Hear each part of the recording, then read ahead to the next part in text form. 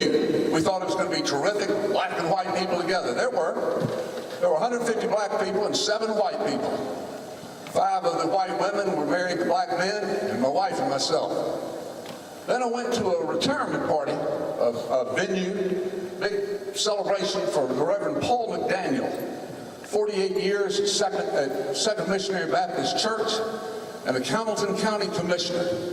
And I knew that everybody would come out for the Reverend. They did. 250 black people and 2 white people. And I turned around and said to some of my friends, "What's wrong? What's happening in Chattanooga?" And he said, "We've never gotten together. We've never pulled ourselves together." I went to my cousin and said, "That's ridiculous. That's stupid. We got to do something about that." My wife and I bought a house over on Reed Avenue, across from the church on Main. We started having what we call dessert conversations. We had as few as 20 and as many as 60 in my house. When you get 60 in a living room that's built for 30. Got our people together. We got black and white people together, sit together, adults, people my age, people a little bit younger. I had white guys walking up to my door say, "What did I say to a black guy?" And I say, "Well, I say, hi, I'm Franklin McCauley. Who are you?" He said, "That's all you got to say?" I said, "That's all we got to say. But we got to speak to each other. We got to do that." While we were talking, some people, both black and white, started telling stories about racism. Both. It's still going on. And so they said to me, "Franklin, how come there's still racism? How come we can't get along, white people of color, black and Hispanic? Why can't we do this?" I said, "Let me go back to where it starts. I was born in 1940. The minute I was born, probably I got a Confederate flag in my hand. I was born at McCauley School. Hey, I know you, my friend. Stay with me. Thank you. I got a Confederate flag. I was told about the Civil War. I was told about our great leaders, our generals. It's in the air, folks. When little kids get told about how wonderful the Civil War was and how we were fighting for our rights. People didn't tell me we were fighting for slavery. They didn't tell me that at first. My church didn't tell me that. They didn't say that. So I was raised that way. And I began to see what the rules were in Chattanooga. Blacks were there and whites were on the other side. It happened all the time. And they talked about black and white, black and white. And black people were over there, and I knew I was a white guy. Listen, when I was born, I was white, male, and my name was McCauley. That gave me 3 privileges a lot of people didn't have. 10 years of age, I got on a bus. I gave him a little token. I put it in the slot. I was coming from school. I turned to face the bus. Bus was crowded. Every seat taken except that bus. But all the people on that bus were colored. That's the word we used at the time. There was a black woman sitting right here. It was an empty seat. I'm 10 years old. I can sit in that seat, except I wasn't supposed to. It's 1950, and I'm not supposed to sit in that seat. And I know it. I'm 10. So I do what I'm supposed to. I look right at her, little 10-year-old boy. All the black people on that bus had worked all day long, into the day.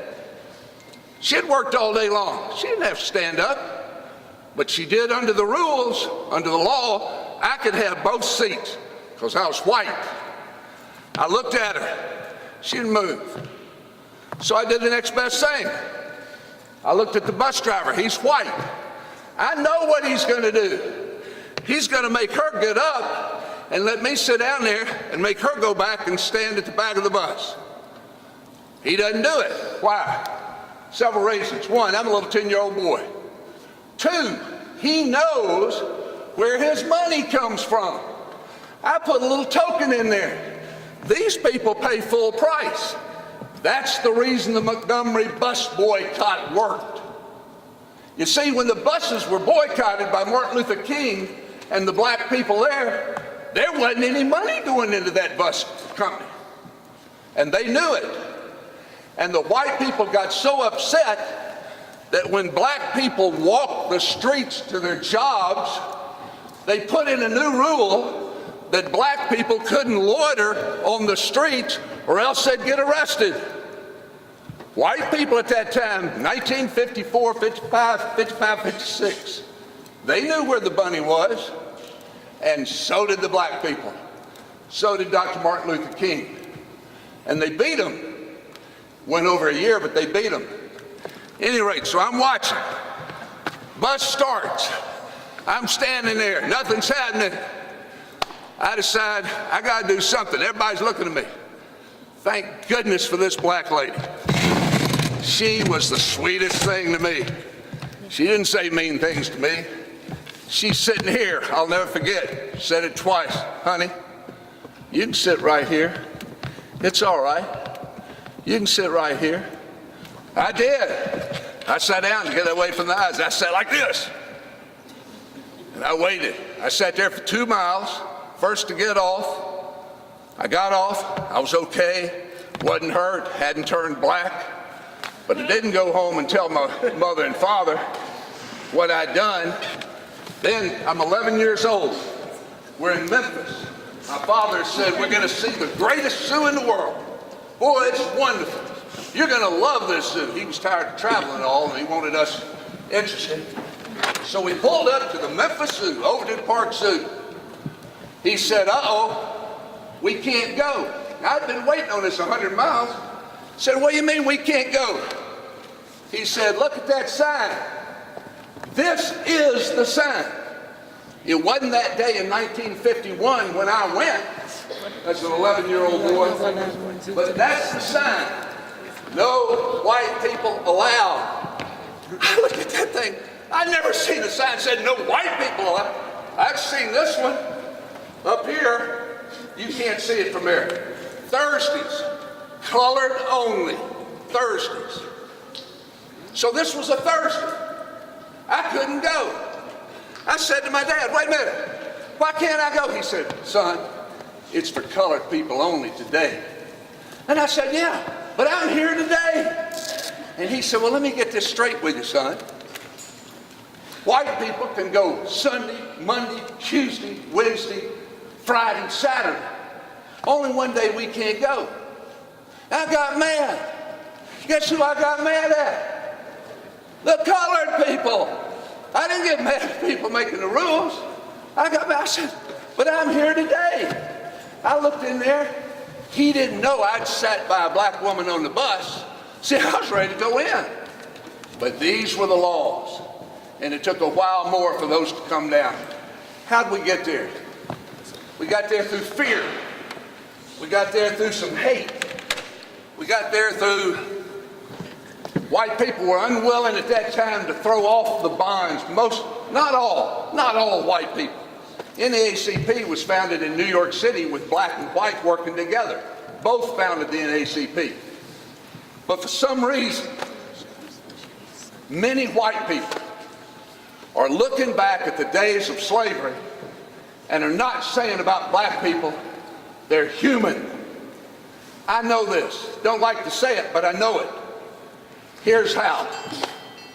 I'm 20 years of age. I'm in Memphis. A friend of mine says to my church group, come on, let's go on Lemoyne College. It's now Lemoyne Owens, all-black college. 1961, first year of the sit-ins.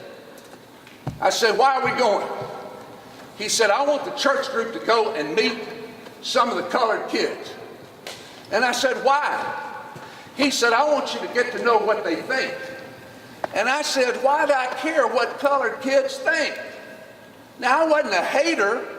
I just didn't care about black people. They weren't in my sphere. That's one of the biggest problems. If you're not together, you don't care, you don't reach out. We went. He embarrassed me, so I went. 70 white kids walked in, 30 black kids in a circle. We got in the circle and looked at each other. We had never seen each other before. We had never looked at each other before. Finally, they said, okay. One black guy stood up and he said, "Welcome, Rhodes College. Nice to have you guys here. We're going to have a 3-hour dialogue." And the white guy, my friend, said, "Here are the rules. Be honest, be courteous. Be honest, be courteous." So we said, okay, divide up into 10. 3 black, 7 white. We went to little rooms.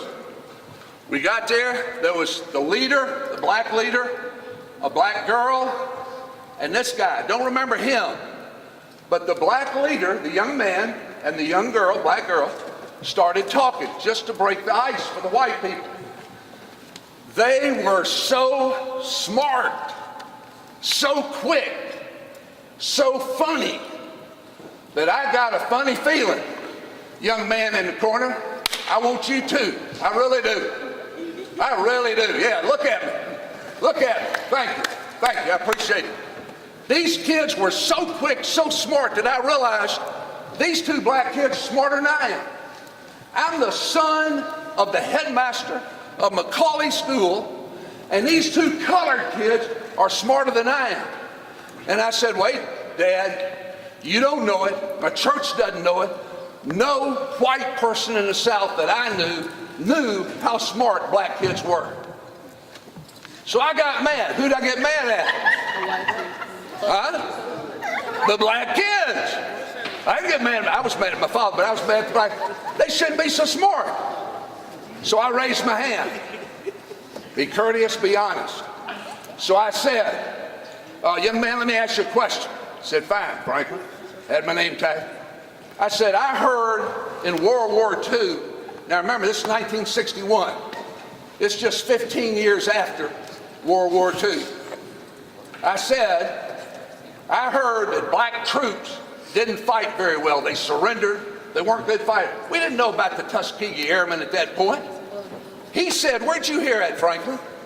I said, "I heard it from my father." Now, what had happened was, white troops had come home, seen my father, said that to him, and he accepted it. He accepted every word. This young kid could have said to me, "That's the stupidest thing I've ever heard, and your father's an idiot." If he had said it, it would have been all over.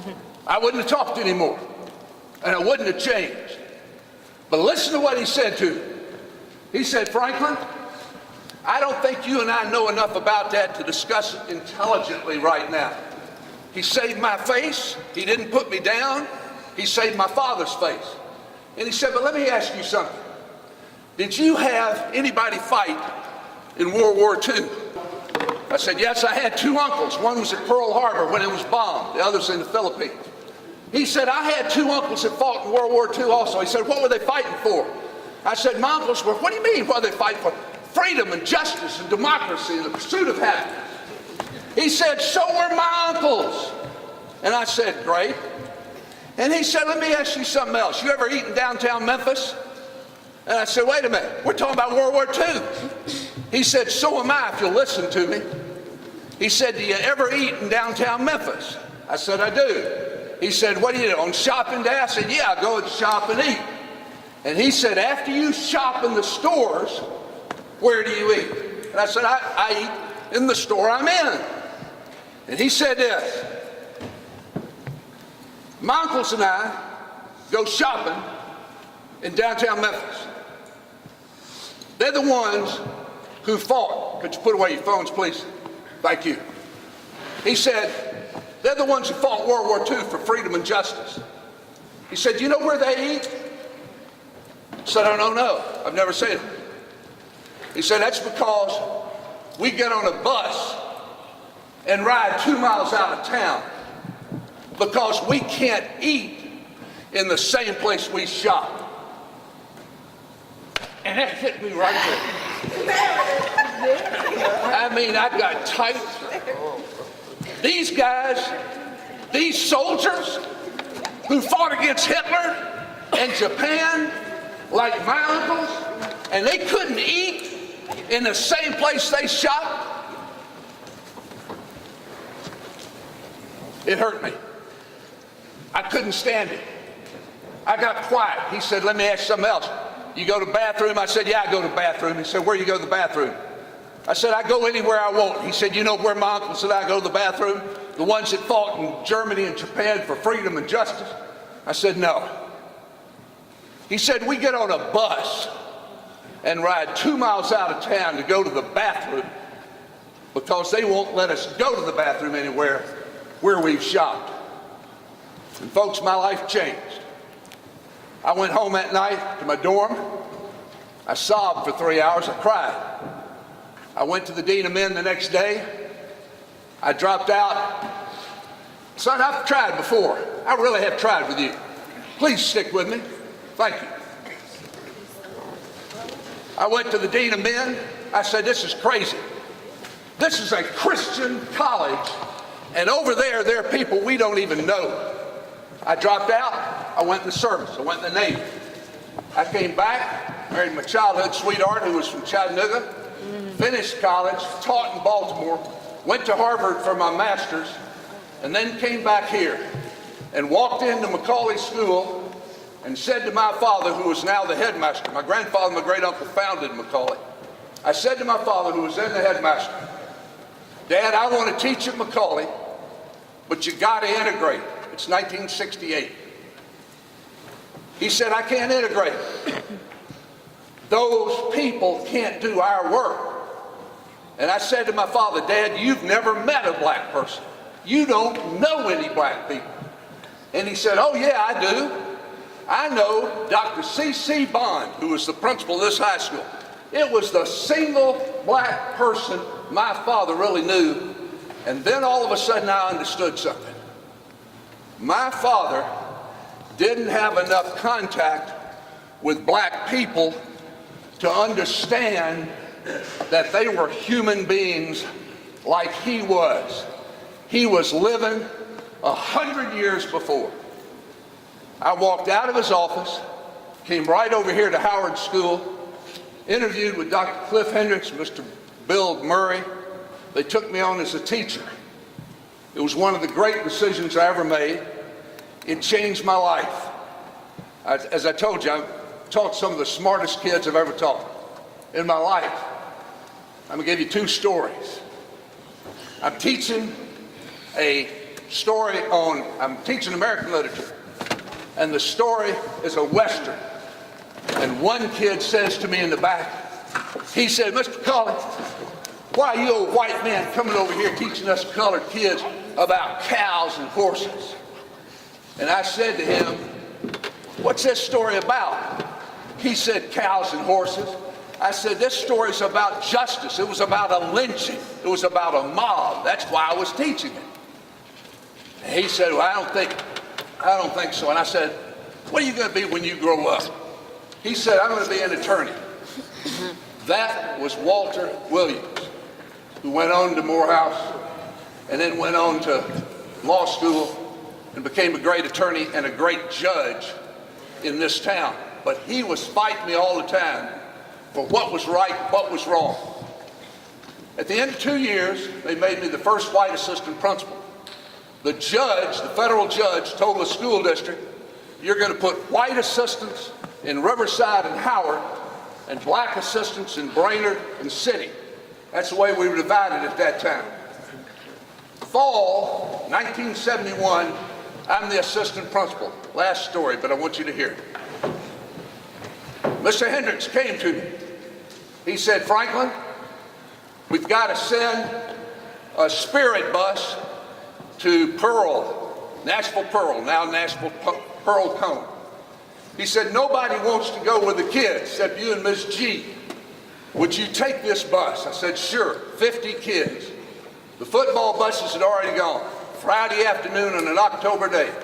We got on the Greyhound, we went over Monteagle Mountain. The bus blew a tire, we pulled over. I got 50 black kids in 1971 on the side of a highway. White bus driver, he can't leave the bus. Miss G, but I got 50 great kids. We'd pulled over at a grassy spot. I said to the kids, get out and go play. They did. It was wonderful. They got out, but I had to do something about that tire. I didn't know what I was going to do. Walked out on the highway. First car, some of our parents from Howard going to see their boys play football. They said, Mr. McCall, we'll get you to Manchester, 15 miles up the road, but then we got to go on to make the game. I said, okay. I took the number of the tire, went to the place, and he said, we don't have a tire here. Got to go to Murfreesboro. I stayed, he came. 4 hours later, it's dark, supper's passed, the game is halfway over. We now have our tire. I said to the kids, I'm sorry, we can't get to the game. You'll get your money paid back, but we can't get. They said, let's go. We don't care about the game. We're hungry. We got to have burgers. Now this is 1970, 6 years after the congressional rule on open accommodations, the civil rights rule on accommodations. 1964, it said, any of us, black, white, Hispanic, any of us can go into any public place and eat. No problem, right? So I said to these kids, we'll go in there to Manchester, Tennessee. Now here's what happens when I tell a white crowd that. The whites just sit there and listen. When I tell black adults who were alive at that time and who knew anything about Manchester, Tennessee, they start laughing. And they say, white boy, didn't you know you weren't going to get any burgers in Manchester, Tennessee in 1970? And I said to them, no, the rule, the law was enacted 6 years before this. And they said, okay, tell us what happened. Here's what happened. We got on that bus, took that thing in. There were no McDonald's, no franchises. These are little mom and pop burger joints. We saw one. Bus pulled in. He pulled all the way over to the other side like he's supposed to, out of the way of the cars. Kids got out. They walked on out 2 by 2. They went to the door. Places jumping. Lights on, jukebox going. Everybody's in there eating. White people. All of a sudden, the bar goes down. Click. And somebody in there yells, we're closed. I looked at my watch. It's 8:15. I said, what time you close? He looked at his watch. 8:15. I said, 8:15 on a Friday night. That's amazing. So I said to the kids, okay, kids, get back on the bus. They didn't say a word. Got back on the bus. We went on down the road. There was another one. Bus driver did the same thing. Pulled in, pulled all the way over here, got up there, door. We're closed. I said, what time you close? 8:30. 8:30. This time the kid said to me, Mr. McCall, what's going on? I said, you know what's going on. And I know what's going on. But we're going to solve this. You're going to get your burgers. I'm going to tell you something. I never often be scared. I'm never often afraid. I've never been told no. But this night I was worried. I had 50 good, powered kids who needed burgers. It wasn't that we couldn't have gotten back on the bus and gone back for an hour and 50 minutes or something, but it wasn't fair. The law said we could have them. I turned to that bus driver. I said, listen, we're going to go down this road. When you see, I'm going to finish, when you see a burger place, you pull over. He did. Then I got out. I walked 100 yards. I went to the burger place. I walked in. Everything's going. Everybody's eating. Noise of the jukebox. I said, where's your owner? They said, right there. I said, hi, sir. You open? He said, well, yeah, can't you see it? I said, I can. He said, what you need? I said, can you give burgers to 50 high school kids? He's thinking this. He said, oh, yeah, bring them on. I said, I will. I went back out. I got on that bus. I said to the kids, I know what you like.